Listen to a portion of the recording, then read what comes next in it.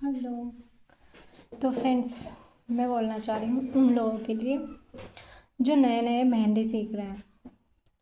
जैसे मेरे पास भी मेहंदी सीखने के लिए लड़कियाँ आती थी, बहुत सारी सीखी भी है, ऐसा नहीं है कि नहीं सीखी है, क्योंकि उन्होंने मेहनत भी करी है, ऐसा कुछ भी नहीं है। तो मेरे पास एक क्वेश्चन आता है जो नए नए सीखने के लिए आते हैं उनके लिए।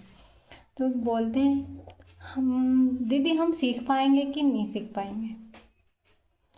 तो मेरा जो मतलब है कहने का वो ये है कि जब हम नए नए सीखते हैं ना, कुछ भी काम अगर हम करते हैं नया नया, तो उसमें क्या है, हम एक सोचते हैं कि नहीं इसके जैसा ही कर सकेंगे अपन। ऐसा तो नहीं होगा ना कि हम तुरंत इसके जैसे काम करने लग जाएंगे। तो कोई सी भी चीज़ें सीखी जाती है तो उसमें टाइम लगता है। ऐसा नहीं है कि आप तुरंत उस चीज़ को सीख जाओगे।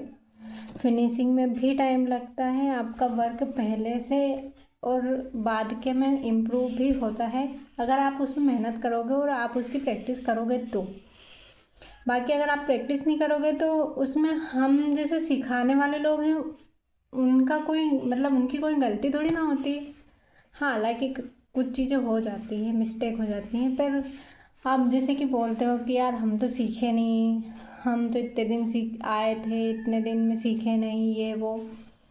तो सीखने का मतलब ये है कि हम कुछ चीज़ें हैं उनको सीखते हैं, फिर सीखने के बाद जैसे हम 1 मंथ हो गए, 45 दिन हो गए, 2 महीने हो गए, हम जैसे सीखते हैं उसके लिए फिर हमें क्या करना होता है, जो काम हमें सिखाया गया है उसको डेली प्रैक्टिस में हम उसको लेंगे ना, तब हमारे काम में इम्प्रूव आएगा। ऐसा नहीं है कि हम सीखते सीखते इसको इम्प्रूव कर देंगे।